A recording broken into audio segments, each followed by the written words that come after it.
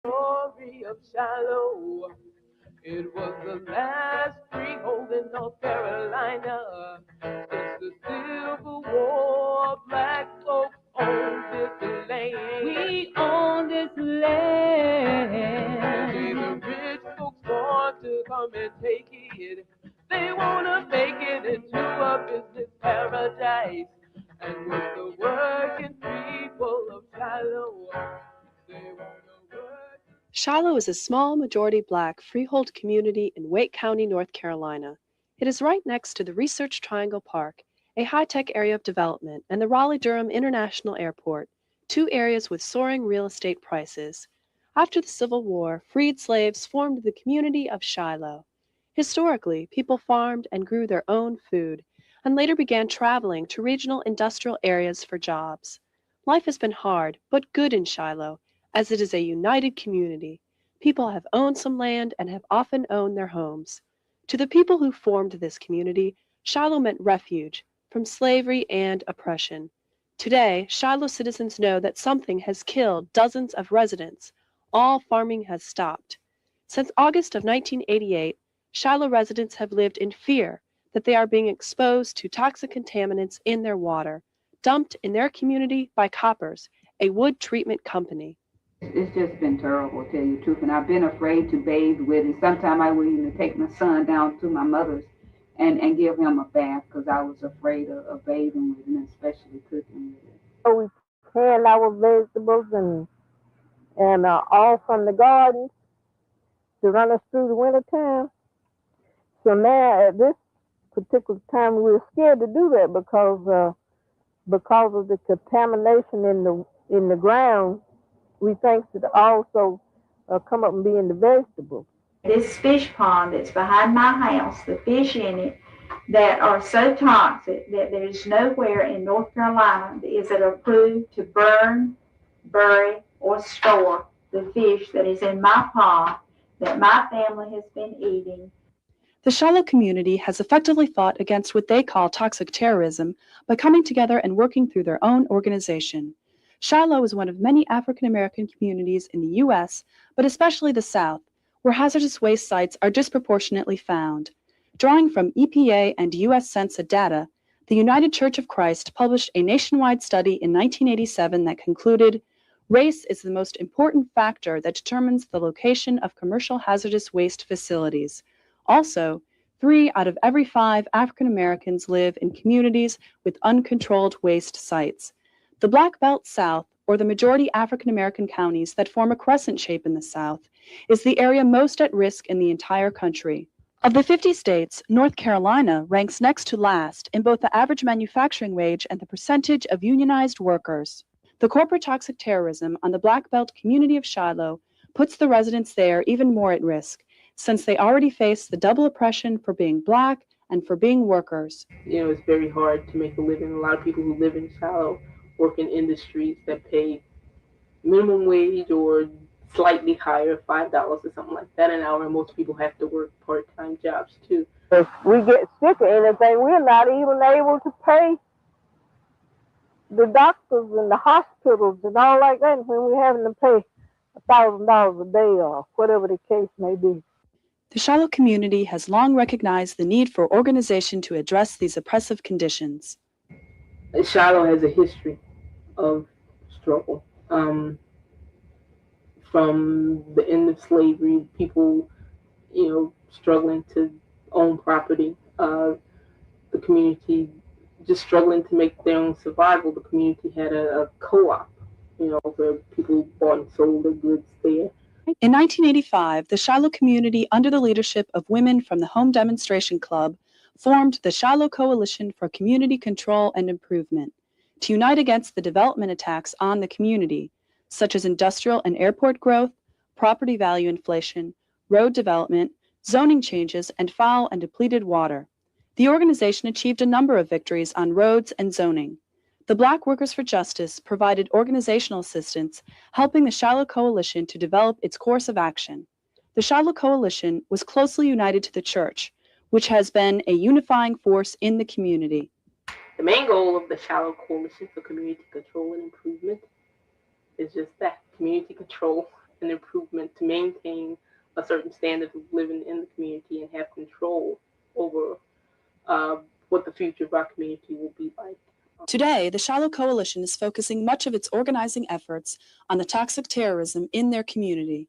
So one of the first steps was gathering information and investigation, and then shortly following that, meetings to let people know, what had going on, and make them aware of the contamination of the wells, and then set up a program with how to deal with that. The Shiloh Coalition, which includes workers and union representatives, quickly saw the need for the community to bring together its own body of information on the water contamination. In April of 1989, the group organized a public hearing. This event combined the input of community members, workers, and their allies. We invited different elected representatives there to hear what was going on. We had panelists who were labor leaders in the area, community leaders, legal attorneys, just people who we've had dealings with, just to come and collect testimony about exactly what was going on in the community, how this contamination issue had affected the community, and that was a major stepping stone for us. With the information they gathered, the Shiloh Coalition pieced together the details of the contamination. From 1968 to 1975, the Koppers Company processed treated wood using PCP or pentachlorophenol. Workers in the treatment building sprayed a mixture of PCP and IPE or isopropyl ether onto wood. PCP solution that didn't penetrate wood was wasted directly to lagoons and a pond on site. From these areas, the contamination easily traveled to underground streams throughout Shiloh. In other sections of the plant, workers cut, drilled, and sanded the wood. Koppers bought the plant in 1962, providing the first source of industrial jobs in the area. Many Shiloh residents worked at the Koppers plant, and for them, the health effects have been severe. All the ones I know that worked in the treatment process that I knew that were good friends is dead. They just dropped dead. A lot of the illnesses that we see there, well, the people that we know who have died, who worked at the plant, we just know that they were relatively young. The sicknesses were not something that went on over years. As the Shiloh Coalition uncovered the basic facts of the contamination, they also uncovered the details of a long-term information blackout on the part of Koppers and some governmental agencies. As early as 1972, Koppers was recording the existence of PCP in wells at the plant. In 1980, the EPA identified high levels of PCP in the Koppers Pond sediment, 6,000 times that acceptable in groundwater. The EPA's investigation was considered complete when Koppers agreed to remove waste piles and contaminated pond sediment. However, Koppers never removed any sediment, only the waste piles. One chief official even declared the case closed. There was not an effort to test wells until actually September of 1987, which is the first time that off-site wells, possibly 8 wells in the area, including the church's well, were found to be contaminated with what at that point were called low levels of pentachlorophenol. But it wasn't until August of 1988 that the EPA even informed Shiloh residents of the PCP contamination, 16 years after Koppers first discovered it and 8 years after the EPA did. At this time, the Shiloh site had the highest severity EPA ranking for groundwater contamination of any site in North Carolina. As residents unraveled the confusing timetable of this poisoning, they realized how long this situation had remained ignored. They found that no government agency had given consistent and accurate information about health risks, nor had they admitted when there was a problem or investigated in a timely manner. And I saw a pamphlet that was published by the state of North Carolina on fishery, and the Medlands Pond had worse dioxins in the fish than anywhere in the state of North Carolina. And the thing that really gets me is to think that the EPA came out and they got our fish and they analyzed our fish, and booklets was written on them that was given to other people across the state, but the Medlands never knew anything about it. And it really boils me to think that this was public knowledge to everybody except the people that are eating the fish. Occasionally, we will get a press release after the press has gotten it. Occasionally, we will get a letter after the press has gotten it. Workers have come forth with the details of the information blackout that they endured while working at the plant. Until the publication on the contamination, I wasn't even aware of what chemicals they were using. Coppers never told me anything about it in health working at the plant. They should have been telling us at least once a month or every 6 months this stuff could be hazardous to your health or whatever. But they haven't been educating the people on it, kind of working condition we was in. All they were concerned with was on the job injury. If you didn't get hurt on the job from a saw or a nail or something like that, nothing else was, any concern. Responding to requests and pressure from the Shiloh Coalition, the State Health Department conducted a cluster study to examine the health consequences of PCP exposure for people living close to the site. The study claims that there are no abnormal levels of cancer in Shiloh, yet fails to compare the levels with other similar areas. Nor did the study look at the other health effects of PCP exposure. We feel like it was very premature to say that there is no health problem here. In fact, it was irresponsible to say that there's no health problem here, given the fact that a number of the problems we're not going to see for a long time.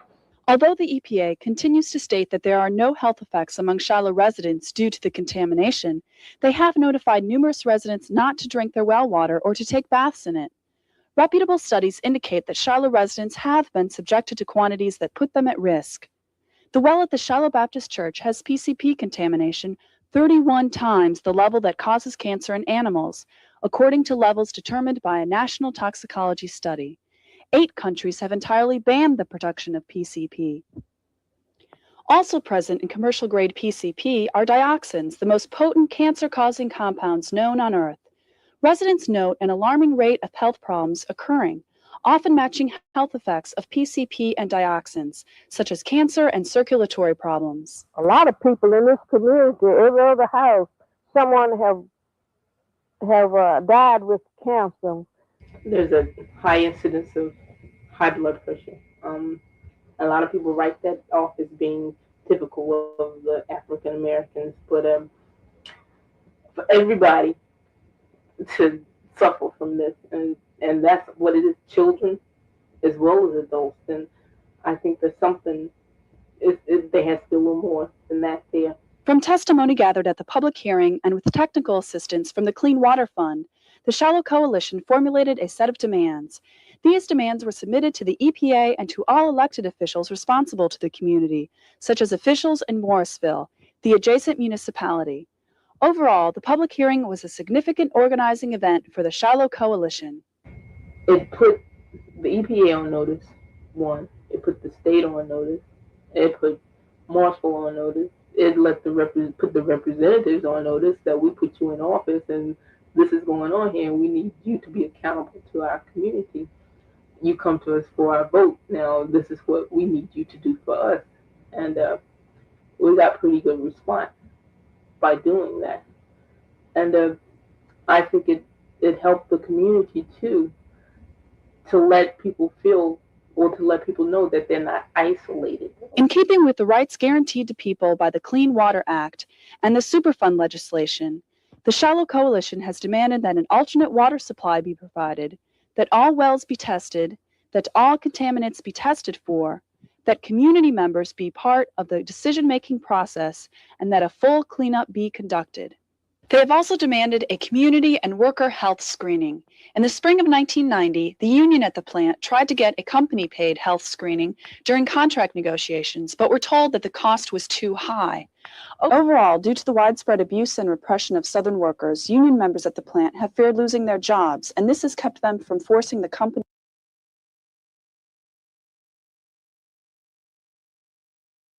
to be accountable to both the workers and Shiloh residents.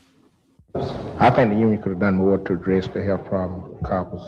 The people in the union was too afraid to make too many complaints about the working condition. Afraid to make lose the job, lose the position, or whatever. EPA has not, there is not going to be a further action of doing health screening.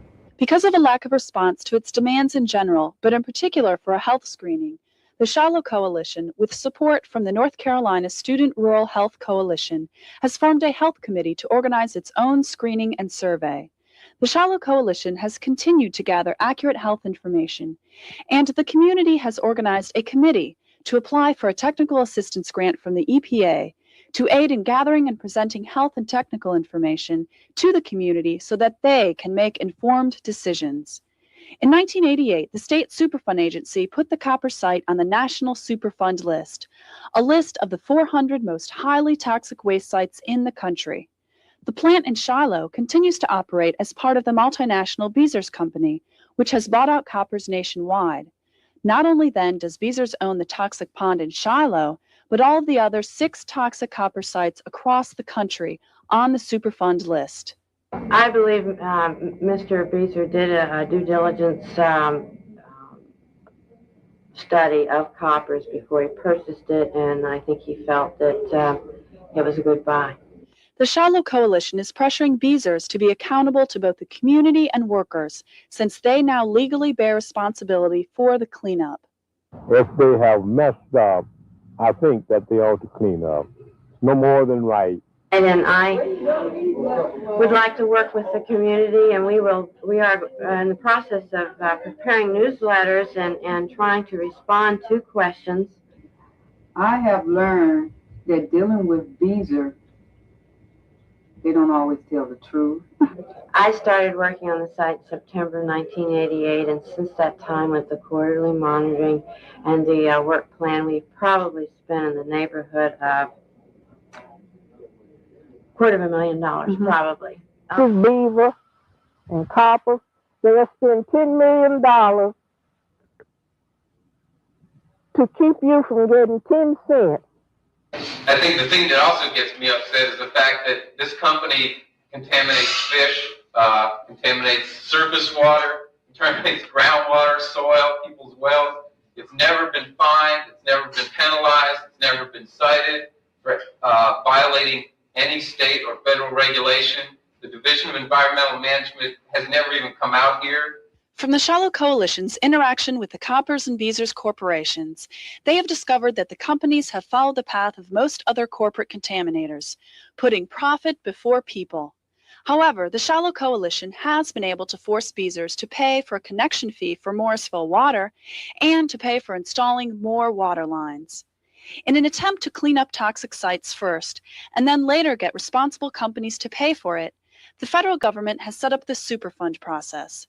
However, because of the federal government's lack of a commitment to adequately fund this process, the EPA must bargain with industry to conduct investigations and then cleanups of toxic waste sites. Well, I think EPA needs to come in and clean up. They haven't cleaned up one thing since this whole thing been going on. The cost is a big factor in what Beezer is sampling. And they're sampling everywhere. That would be the next point for the contamination to migrate. From what I've seen, they are covering it. And I don't think it's going to skip a very long area. Now, how do they know that the one that they missed was the one where it was contaminated? You may not like the answer we're going to give you, but it's our job to find you an answer. We got 12 federal facilities. One federal facility has 500 sites on it. Now, it's no excuse that we can't answer your Coupled needs. with the EPA's lack of resources and staff is an unwillingness on the part of EPA administration to challenge industry, thus making it necessary that communities struggle with EPA itself to force it to carry out its own stated objectives. Shiloh residents have learned the importance of group action in forcing agencies such as the EPA to be accountable to communities and workers. Barbara Benoit from the EPA did talk to us, and it was after the coalition had really pushed and joined together, the Shiloh Coalition had joined together, and everybody was writing letters, and we heard a petition to Raleigh, to Dr. Levain and all, that the EPA has been involved in it now, and Barbara Minoy will talk to you now, that we used to didn't have any idea who in the EPA to get hold of. The Shiloh Coalition has been successful in forcing the EPA to adopt a timeline for action, to hold an additional public hearing, to test for dioxins, and to communicate with residents. It's taken communities like ours and workers to hold companies accountable and officials accountable, EPA accountable, and state officials, local officials, what have you, to ensure that these projects are brought to their attention and that cleanup can occur. The Shiloh Coalition has also called on elected officials to respond to the toxic terrorism. The town commissioners and mayor of Morrisville, the municipality next to Shiloh, have generally not responded to the needs of the Shiloh people, but rather to the interests of corporate investors. The motivations of Morrisville are strictly tax-based and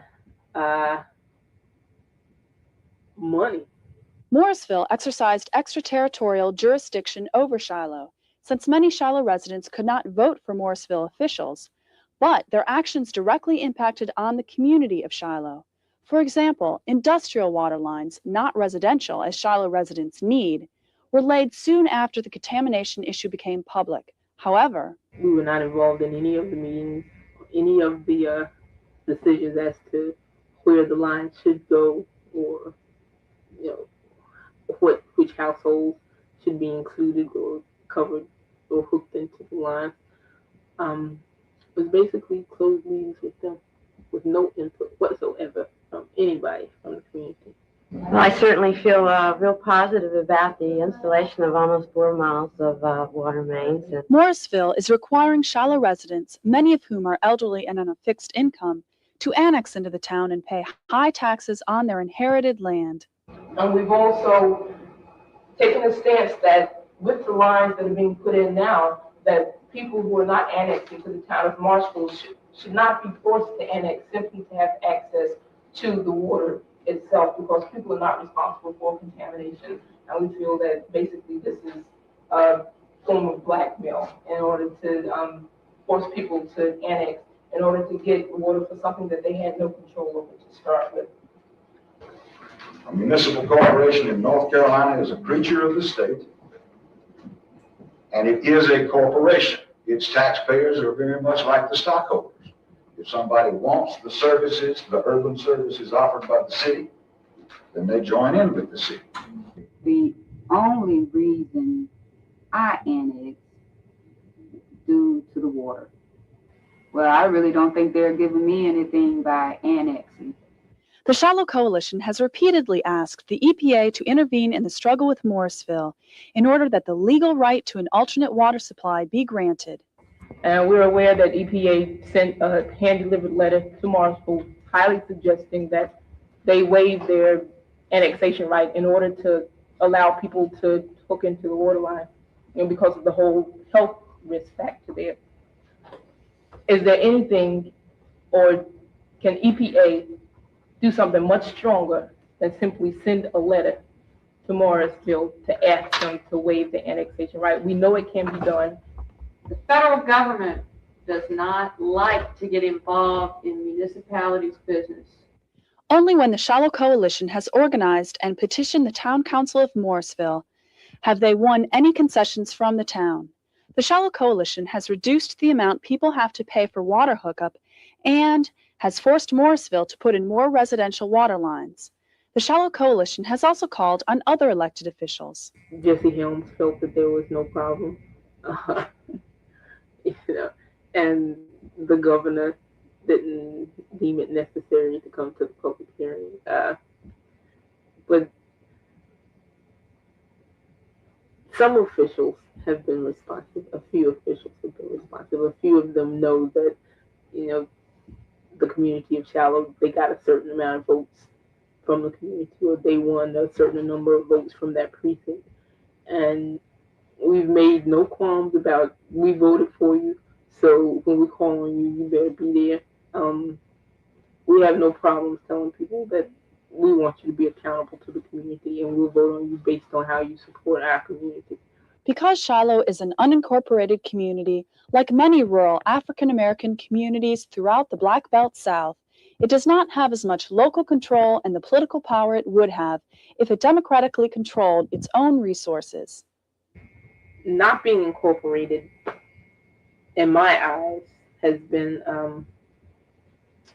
a barrier to the work because we've had to deal with a lot of problems we wouldn't have had to deal with if we were incorporated, namely zoning issues. If you're incorporated, you control how things are zoned around you. Therefore, you control what kind of development goes on around you. The relationship with the EPA and with Beezer would be totally different. There wouldn't be this backroom meeting atmosphere type thing. Things would be much more above board. People would know, what was going on. Nonetheless, the Shiloh Coalition continues to fight for the will and needs of its citizens. Like dozens of other toxic sites across the country, the EPA has been willing to take decisive action only after community is destroyed. But Shiloh is different because people are fighting back and organizing. You're looking at one of the best cases in the country of a community coming together and getting something done. Clearly, we've seen from Shiloh that government is not going to play the leading role in ensuring that this environment is safe for us to live in, safe for our children to grow up in. It's only when grassroots people are organized, do stand up, do speak out, are determined to fight, are determined to do whatever it may take to get a situation cleaned up or to get attention drawn to an environmental problem that things happen. Overall, by their organizational strategy, the Shiloh Coalition has challenged the information blackout and gathered their own information, which they have used to educate the community.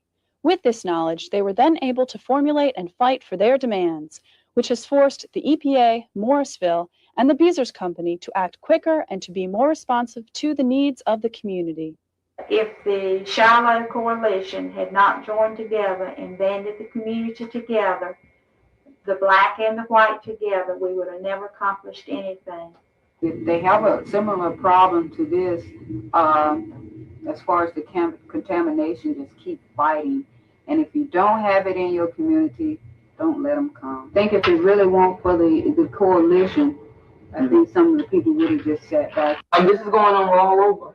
It's going on particularly in the South, in the Black Belt South and poor working class communities. It is a struggle of self-determination. It is a struggle of controlling what goes on in your communities. On the whole, all the battles that we've fought, we've won a majority of them, and we're determined that we're going to win this war in the end.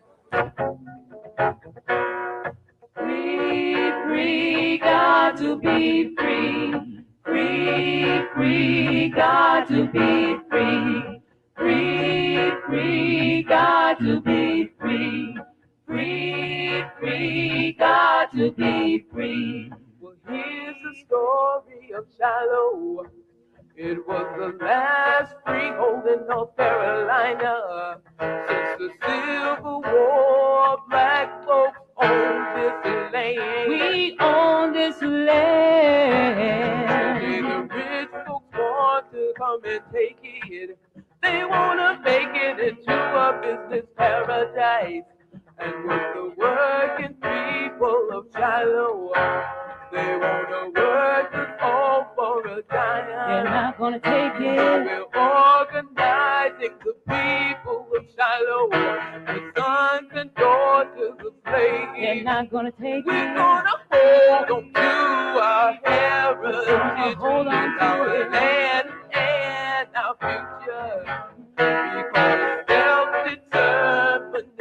self-determination, reservation and liberation and we're gonna be free, got to be free, free, we got to be free.